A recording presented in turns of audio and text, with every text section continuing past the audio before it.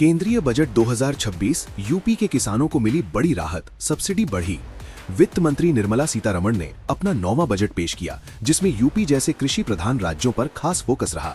किसानों के लिए फसल बीमा सब्सिडी 20% बढ़ाई गई, जिससे सूखा या बाढ़ में नुकसान की भरपाई आसान होगी। आम आदमी के लिए इनकम टैक्स स्लैब में कोई बदलाव नहीं, लेकिन टीडीएस में छूट से सैलरीड क्लास को राहत। यूपी में हाई स्पीड रेल और मेट्रो प्रोजेक्ट्स के लिए 5000 करोड़ का प्रावधान, जो रोजगार बढ़ाएगा। बजट में महिलाओं और युवाओं पर जोर, गर्ल्स हॉस्टल और स्किल ट्रेनिंग के लिए फंड। कुल मिलाकर ये बजट विकास की रफ्तार तेज करने वाला है, लेकिन महंगाई कंट्रोल पर सवाल बाकी।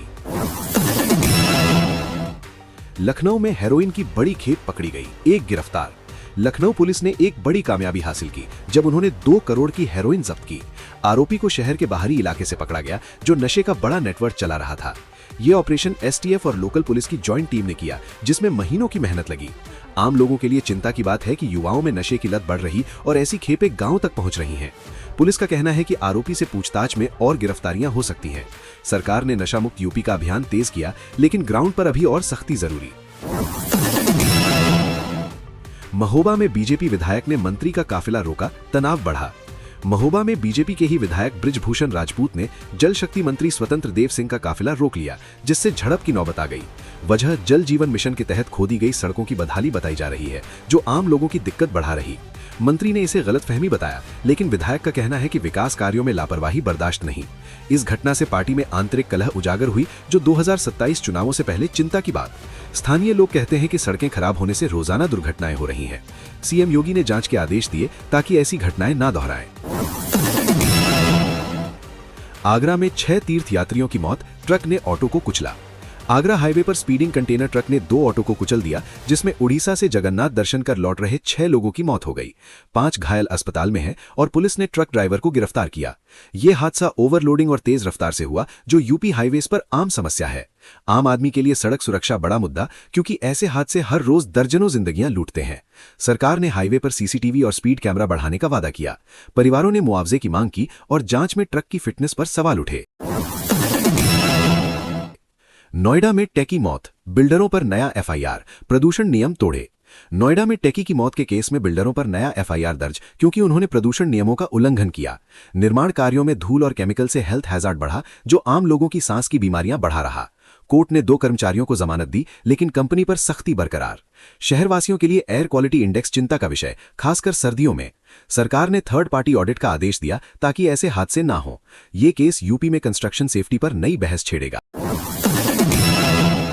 सहारनपुर में तंजानियन छात्र की मौत, बाइक डिवाइडर से टकराई। शारदा यूनिवर्सिटी के 20 साल के तंजानियन छात्र की वीकेंड ट्रिप पर मौत हो गई, जब उनकी हाई स्पीड बाइक डिवाइडर से टकरा गई। साथ ही छात्र घायल और पुलिस जांच में हेलमेट ना पहनना वजह निकला। विदेशी छात्रों की सुरक्षा यूपी में बड़ा इशू, क्योंकि ऐसे हादसे बढ़ रहे हैं। यूनिवर्सिटी ने काउंसलिंग शुरू की और दूतावास ने रिपोर्ट मांगी। आम छात्रों के लिए सड़क नियमों का पालन जरूरी, वरना परिवारों का दुख बढ़ता है। सरकार ने हाईवे पर साइन बोर्ड बढ़ाने का प्लान बनाया। मेरठ में नाबालिग रेप पीड़िता ने जहर खाया, मौत, आरोपी गिरफ्तार। मेरठ में रेप की शिकार नाबालिग लड़की ने कीटनाशक खाकर जान दे दी, इलाज के दौरान मौत। आरोपी को गिरफ्तार कर लिया गया, लेकिन परिवार का कहना है कि पुलिस की देरी से यह हुआ। महिलाओं की सुरक्षा यूपी में चुनौती, जहां ऐसे केस रोज बढ़ रहे। सरकार ने पॉक्सो एक्ट के तहत सख्ती बढ़ाई, लेकिन ग्रामीण इलाकों में जागरूकता कम। पीड़िता के परिवार को मुआवजा और न्याय की मांग। ये घटना समाज में महिलाओं के खिलाफ हिंसा पर सवाल उठाती है। लखनऊ में अंबेडकर प्रतिमा तोड़ी गई, केस दर्ज। लखनऊ में अंबेडकर की प्रतिमा को असामाजिक तत्वों ने नुकसान पहुंचाया, जिससे दलित समुदाय में गुस्सा। पुलिस ने केस दर्ज कर जांच शुरू की। सीसीटीवी फुटेज से आरोपी पकड़े जा सकते हैं। आम लोगों के लिए सामाजिक सौहार्द जरूरी, क्योंकि ऐसी घटनाएं तनाव बढ़ाती हैं। सरकार ने सुरक्षा बढ़ाने के आदेश दिए और समुदाय ने शांतिपूर्ण विरोध किया। ये केस यूपी में जातीय राजनीति पर असर डाल सकता है। यूपी को मिला मोस्ट प्रोएक्टिव स्टेट अवार्ड, हवाई यात्रियों में 2.6 गुना इजाफा। उड़ान स्कीम के तहत यूपी को मोस्ट प्रोएक्टिव स्टेट का अवार्ड मिला, जो एयर कनेक्टिविटी में तेज प्रगति दिखाता है। योगी सरकार के दौरान हवाई यात्री 2.6 गुना बढ़े। नए एयरपोर्ट से फायदा, आम आदमी के लिए सस्ती फ्लाइट्स, जो गांव से शहरों तक पहुंच आसान करती हैं। ये अवार्ड नीतियों की कामयाबी है, लेकिन टिकट कीमतों पर कंट्रोल जरूरी। राज्य में 10 ट्रिलियन की इंफ्रा पाइपलाइन, जो रोजगार देगी। भविष्य में यूपी $1 ट्रिलियन इकोनॉमी का लक्ष्य। गाजियाबाद में खाने की देरी पर चाकूबाजी, 2 युवकों की मौत। गाजियाबाद के वैष्णो ढाबे पर खाने की देरी पर झगड़ा, जिसमें 2 युवकों को चाकू मारकर मार डाला, एक घायल और पुलिस ने आरोपियों को पकड़ा। शहरों में छोटी छोटी बातों पर हिंसा बढ़ रही, जो आम लोगों की सुरक्षा पर सवाल। ये घटना रोड रेज और गुस्से का उदाहरण, जहां परिवार उजड़ जाते हैं। सरकार ने सीसीटीवी और पेट्रोलिंग बढ़ाने का प्लान किया। स्थानीय लोग कहते हैं कि रात के समय सख्ती जरूरी। हज यात्रियों के लिए नया नियम, खुद चुने उड़ान की तारीख। इस बार हज कमेटी ने यात्रियों को बड़ी राहत दी है। चयनित यात्री अपनी सुविधा के मुताबिक उड़ान की तारीख चुन सकते हैं। 4 दिन का समय मिला है बुकिंग के लिए, लेकिन बाद में बदलाव नहीं होगा।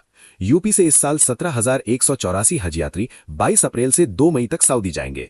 जोफा, बिना महरम वाली महिलाओं और रुबाबात कैटेगरी पर यह सुविधा नहीं लागू। आम मुस्लिम परिवारों के लिए यह सुविधा बहुत बड़ी, क्योंकि पहले तारीख फिक्स होती थी और दिक्कत होती थी। सरकार ने पहली बार यह बदलाव किया, जो यात्रियों को सुविधा देगा।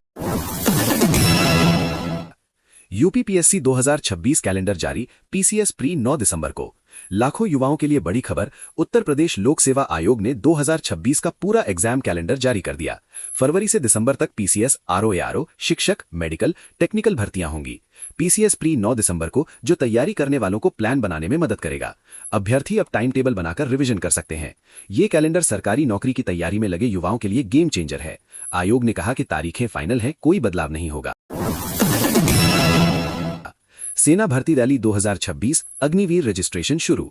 युवाओं के लिए सुनहरा मौका। अग्निवीर भर्ती रैली 2026 के लिए ऑनलाइन रजिस्ट्रेशन 1 फरवरी से 1 अप्रैल तक चलेगा। वाराणसी से शुरू होकर पूरे यूपी में रैलियां होंगी। पूरी प्रक्रिया ऑनलाइन, समय सीमा बीतने पर कोई आवेदन नहीं।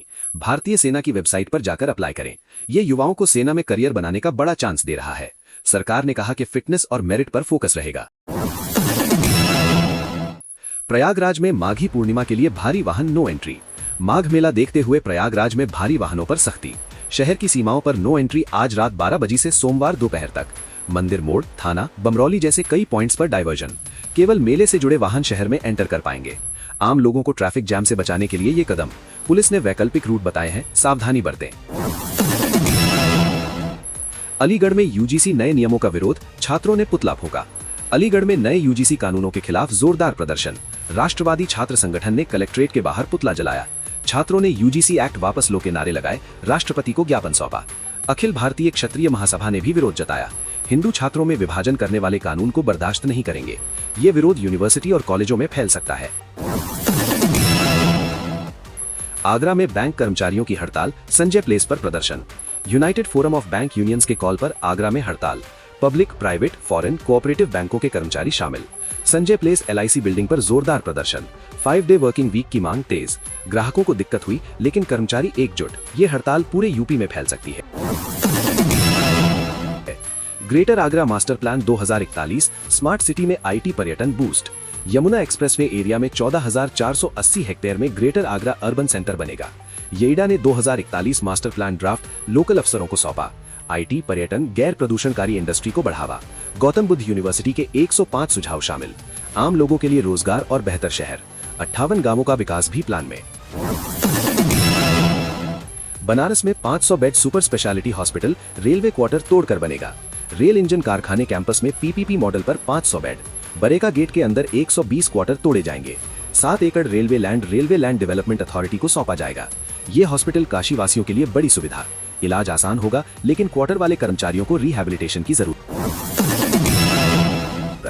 ताजमहल तेजो महालय केस, मुस्लिम पक्ष ने समय मांगा, 23 फरवरी को सुनवाई। लघुवाद कोर्ट में ताजमहल को तेजो महालय बताने वाले केस में मुस्लिम पक्ष ने अपना पक्ष रखने के लिए समय मांगा।